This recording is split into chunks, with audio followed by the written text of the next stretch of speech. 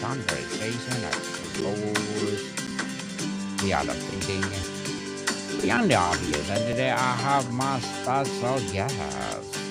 She is the CEO of the festival company, a powerhouse behind Canada's largest modern music festival, turning moments into movements. None other than Miss Billie Jo Aasen.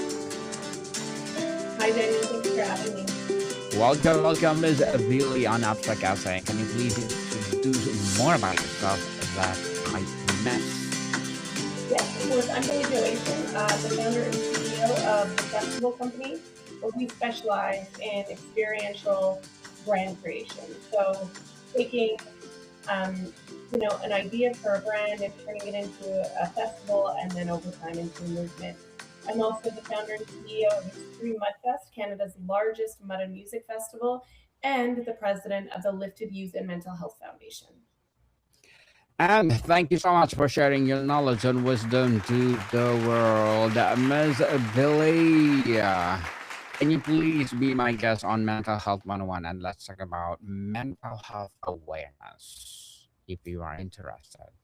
Yeah, I don't know one person who hasn't struggled with something in their life along the way. And when we first started Lifted, I have to be honest that my partner Dallas was very into the mental health space, and I kept feeling like it was a bit of a buzzword. Um, Hmm. until my world was flipped upside down, and I ended up going through IVF and having premature twins and living in a NICU, and really seeing a lot of things that you can't unsee.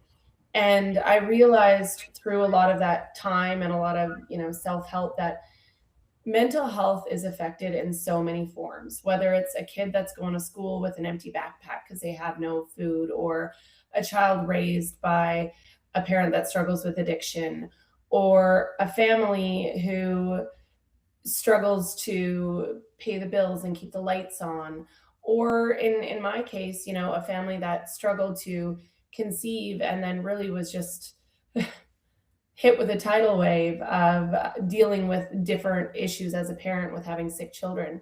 um, Anything that you care about in life that gets affected in a negative way is going to affect your mental health if you don't have the tools to navigate it. And that's why Lifted is here. We are so fortunate that I work in entertainment and music, so we have access to megaphones that other people don't. So when we see or hear about a cause that really hits home for us, we're able to use those megaphones for good, shine a light on it, raise money, and help fix the problem. Thank you for sharing your knowledge about mental health. We need to advocate people mental health awareness. So today let's talk about from local idea to a global stage. When your idea was just a local passion or solution, what is the specific human need or friction you are solving that made undeniable in your own community? You're speaking about Mudfest. And so Mudfest really is a festival that was born about what the true Canadian culture really is. Weekends out on quads or dirt biking, camping, loving music, and spending time with family and friends. And, when I was growing up and we would go on, a camping trip, everyone was on dirt bikes, but everyone was hanging out from the little kids all the way up to the adults. We were really brought into the whole culture of it. And my family specifically had a very work hard, play hard mentality. My dad worked a ridiculous amount of hours, but then when we were all together and we would go camping or whatever it was we were going to do, he played even harder than he worked. And I think that that's really resonated with me throughout my life. And so when we created 13 years ago, when we created Mudfest, I wanted to create something that really celebrated that culture, because majority of people that I know that are from rural markets kind of have that lifestyle, and it's not something that's celebrated yet. I was raised by a community of people, and I thought it was such a beautiful thing. So we were able to bring motorsports together, and I always say it gets kids off their phones and into the mud.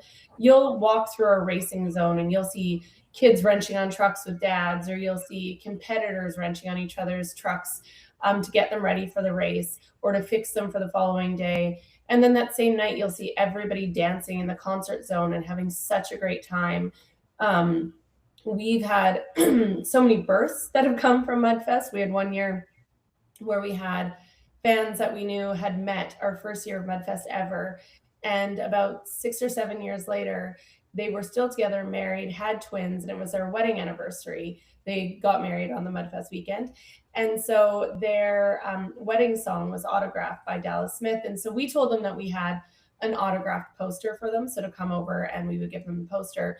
But what they didn't know is we actually pulled him up on stage and he sang the song to them. They got to dance and have like a great time. So I think that, even something like that to me affects mental health. Getting out and having fun and dancing and laughing and kind of just throwing caution to the wind is a really important part of the human makeup. And that's the special thing about Mudfest. It was something that I honestly didn't do it for money. We did it kind of off the side of our desk. Our profit making center is TFC, where we go and build festivals for brands and companies. But it's something that just stole my heart, and it grew over that 13 years from one small location. I think we had 1,000 people our first year, up to being the largest mud and music festival in Canada. Now we have two locations. The second one is in Dawson Creek, British Columbia. It's on our family farm. It's something that my dad and I love to do together. So we decided to turn that property into a mudfest. And then lo and behold, someone found our brand in the UAE, one of the higher ups in tourism in the royal family, and they have the largest motorsports festival in the world. It's called the Liawa Festival, and they build an arena in it. And historically, they've only had Monster Jam in that arena. And then all around it, it's a whole bunch of people racing up and down the sand dunes. It's a really, really cool festival, 80,000 people a day, 30 days. And we got this email that they wanted Mudfest to turn into an arena show. So we literally air freighted monster trucks to Abu Dhabi and built an arena show. And it was one of the most incredible experiences of my life. But again, what I'll say that kind of just kept seeping through and through, and it has throughout our brand in just a very organic way, is we took 40 people over, racers and crew and operations. And through the whole thing, it was a family. And that's what Mudfest is. That's what the festival company is.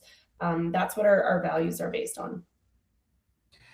Congratulations, Miss Bailey, and looking forward for more success. Every global brand has a local soul. What is the element of your original mission, culture, or a product that you have to firstly protect as you scaled, and why is it non-negotiable?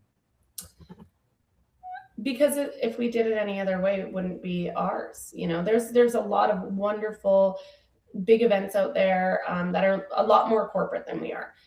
That's just not who we are. We want a place where our festivals feel like home to people. It feels like, they can DM me as the owner and say, "Hey, Billy, this thing happened."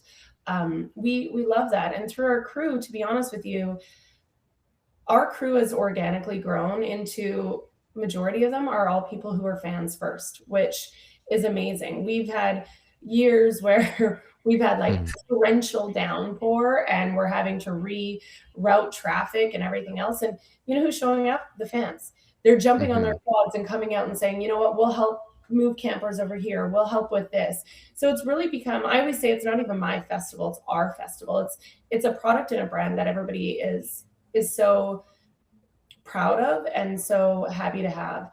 And so we've tried to do that every time we do an event or a festival, even for another brand. I sit down with them and I say, "Well, what's the values of your brand? What do you want to showcase?" Because not every brand is the same. One may be very beautiful and crisp and clean, and their whole brand is elegance and intelligence. And we want to program that to really showcase that. Where you look at a Mudfest and it's literally, it is supposed to be true blue collar Canadian redneck, and we are unapologetically that. We've done festivals for brands like Trollco, where we went and brought a rock concert into the center of one of the biggest apparel conferences. So I think at the end of the day, the movement that I want to create is, for us, the success, like our celebration, is when you are successful. If you can continue to do this and allow people to feel your brand, then you won. I mean, people forget what you say, they always remember how you make them feel. And I'll take that one step further, that this wasn't something when we first started, but post COVID, when we were able to take some time, rebrand, and of course we opened Lifted, and I had went through my own trials. We started to really see, again, going back to that concept of megaphones, we have megaphones to talk to all of our fans too. So why wouldn't we have a give back component in everything that we do? If we're the big staple festival, if we're the big event, and that community needs help, well, to me, it's the job of the community to help those individuals, to help that program, to help that organization. So we actually created another non-negotiable, whether it's a property that we own or when we are working with other clients, that they have to have a philanthropic component to it. And if they don't have it yet, or they haven't figured it out, we will help them find what that is, so that every time we're doing something, we're doing, the impact is so much larger. And I'm a huge believer that small business will change the world. It's not going to be politicians. It is going to be business owners, people in communities who are seeing problems. And instead of sitting back and saying that's really sad, they're actually getting their hands dirty and being part of the solution. And if we can do that by bringing people together and leaving that impact in the communities we serve, my job is complete. Definitely be part of the solution, people. Looking back, what was the key strength of being a local that actually become a surprising challenge or blind spot when you first tried to expand beyond your original market? Um, to be honest, when we started in Alberta with Mudfest, that wasn't my local market. I wasn't from there. I found it really difficult because we built a brand and a festival that continued to grow. And because I was so young when we started it, I didn't have the, maybe the moxie to be able to like stand up against people when they would say, "Oh, it's a big corporation." We had this opinion of us that we were this big, huge corporation, because of course we are if we're throwing this big event. It took me a long time to actually lean into my small town values and sit down and say to people, no, no, no, we are a small family ran company. This is us. You know, I took the Hmm. pride out of it, of pretending like we were a big company and saying, no, we're small, but we want to be small. We want to be small and mighty. And we have a small team of A plus plus players that really give our events our all. Moving over to when we opened our second location to Dawson Creek, that is a hometown for me. So the community support there was overwhelming. The businesses that were stepping up, that continue to step up, the fans that'll, DM me and just say, "Hey, Billy, I'm, off shift for the week leading into Mudfest. What equipment do you need? I'll come out and we'll help fix the track." We've really built this community. And I think at the beginning of my career, I was really big on, and maybe not intentionally, but I kind of hid my small town roots because I Hmm. felt maybe like I wouldn't be taken seriously, because I didn't, grow up in a big city. I didn't have a whole family with a whole bunch of money. I didn't go and get this massive education behind me. Um, so I kind of was in the fake it till you make it. It wasn't until I got into my 30s that I really was like, you know what? I'm just going to lean into who I am, and it has allowed our company, and I've sunk my personal values into everything that we do, and it's allowed the company to really thrive. Um, and we're not everybody's cup of tea, and that's okay. We're not supposed to be for everyone, but we're supposed to be for the right groups. For the right people, for sure. So let's talk about the inflection point and the strategic pivots. There are often moments where growth shift from organic to intentional. What is your inflection point, the data point, customer request, or competitive insight that made you say, we can and must go global? Uh, well, that happened by us being invited to go and do it. It wasn't something intentional that I sat and said, you know what, we're going to do Mudfest in Abu Dhabi. Um, but what it did do is it really made me see what is possible and what we can do and where we can go from here. We took a show that we normally build in the side of mountains, and we turned it into an arena show. And we did that on the other side of the world in 5 weeks. So it Mhm. really showed the power of, again, our family unit, the values of everyone just showing up and saying yes, even if we didn't know exactly how to do it. And I think that was one of the most important and special moments of bringing Mudfest Global was the surprise element of everyone that I called and said, "Hey," and let me be very clear, a lot of our crew had never even left Canada or the US. So Mhm. going all the way over to Abu Dhabi was a little bit nuts. There was not one person who hesitated. Everyone said, "Let's go. Let's do it. We'll figure it out."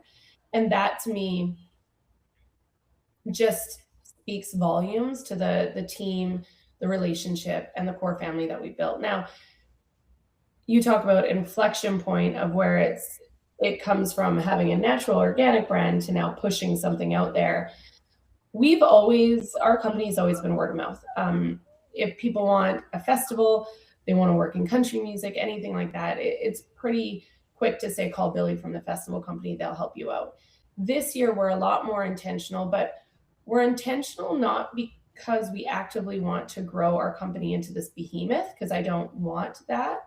We're intentionally getting out there and building the business because we want to have a bigger impact. That is our mission right now. And the more people we can touch with our message and the more brands we can help have that beautiful experience that moves people, the better we do. We want that reach and we want that impact. I'm a big believer in building legacy. You know, you can't take the money with you, you can't take it any of it with you. So what do people say when you're gone? And I want my legacy to be that I changed the lives of everyone we touched. Well, people, let's build our legacy to the world because life is too short. And Miss Billy, we salute you for building that legacy to the world. Scaling requires painful focus. Was a product's feature or even Cherry's early customer segment you had to stop serving or unbuild in order to build a platform capable of a global reach? I think something that's really important as you're growing any business, when you're first starting, you're saying yes to everything because you have to keep the lights on. You got to keep your team paid. Um, and that never changes. You have to keep the lights on. You have to keep your team paid. You got to feed the families that work with you. However, there is a power in turning around and being able to say no to things that don't suit you anymore or to values that don't align.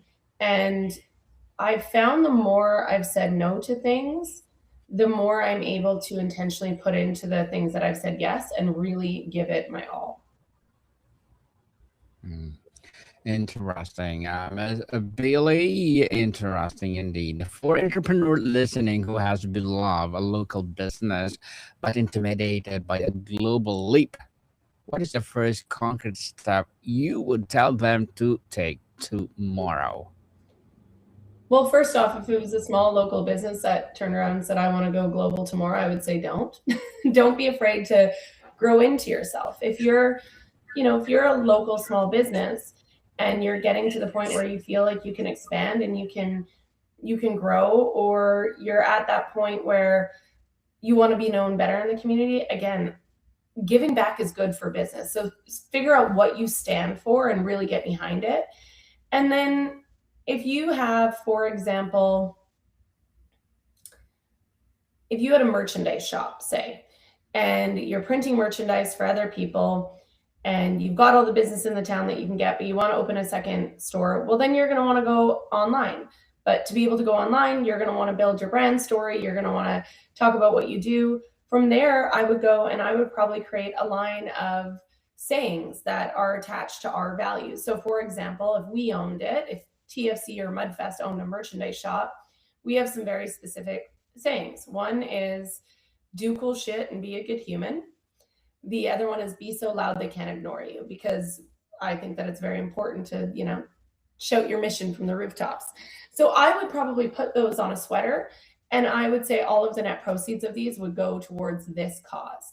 Then I'm actually able to have my brand kind of going out there while having impact, while being able to, again, speak my values. And going online allows you to scale a lot faster. It just is what it is. If you wanted another mom and pop shop, I would definitely say take that brand and maybe take it to the next city, maybe go to the next town. Um, our situation in going from Canada to Abu Dhabi was very, very unique. Now, if you have a company that has really thrived in the Canadian market and you're thinking of going global, obviously you need to figure out your team, you need to figure out the tax, you have to go through the whole corporate structure piece. But look at where the biggest opportunities are. Look at a market that is under service but definitely wants it, and that's where you need to go. You're muted, Daniel. Sorry. Thank you. So, Miss Billy, thank you so much for that empowering advice. So, before we wrap up our discussion for today, I'm inviting you to please do listen to my other podcast, people, because my abstract essay is already in sixth season, abstract poetry in third season, and my book 101 review in sixth season as well, comedy 101 in third season, and my food 101 in sixth season too, geography 101 love letters, movie 101 review, music 101 fourth season, Science 101, Sex 101, third season, and my baby podcast, Spiritual Awakening 101, Trivia 101, Law 101, Love, Mental Health 101, Motivation 101, Entrepreneurship 101, and of course, my Bible Verses 101. Please listen to them wherever you listen your podcast. So, Miss Billy, reflecting on this entire journey, what is the process of taking something from local to global thought you most about the universalities and the beautiful particularities of a human needs and desires? It's simple. People crave connection. People crave love. They crave community. And that's exactly what we created with MudFest. Even when we went over to Abu Dhabi, I'll tell you, the team that hired us, at the end of it, we were all hugging and, saying, we're a family and we can't wait to come back. When I looked at the fans in the stands, there was moms and dads and kids all there, all about motorsports, all about bonding, all about connection, all about being with one another. And that's what really Indeed, a family indeed. So, Miss Billy, can you please invite our listeners to support your advocacy, your business, or whatever projects that you're doing right now? come follow us at the Festival Company on Instagram or at Billie Jo Aasen. You'll see everything we're doing from our advocacy projects to our events. If you want to do an event, you want to host an event, you want to add a give back component to your business, please reach out. We are here to help. It is solely our mission to do that, and we can't wait to meet everybody. Yes, people, let's support Miss Billie Jo Aasen, because if you support her, for sure, more and more empowering business like this to rise. So, Miss Billie, I have one more question. Building a global team means hiring people smarter than you in domains you don't understand. How do you create an environment where expertise from new, diverse hires can challenge the original recipe without causing destructive conflict? You have to hire people that are smarter than you. You can't do every single thing. Everyone's management style is different, and everyone's style of working under someone is different. So I think if your values are aligned and you have an open line of communication, anything is possible. I'm very much in the zone of here's kind of what my vision is, but I've hired you to be the expert. Come back to me and let me know what you'd like to do, and we work through it together. Miss Billie Jo Aasen, thank you so much for your time. Thank you for having me, Daniel. More job, people. See you soon.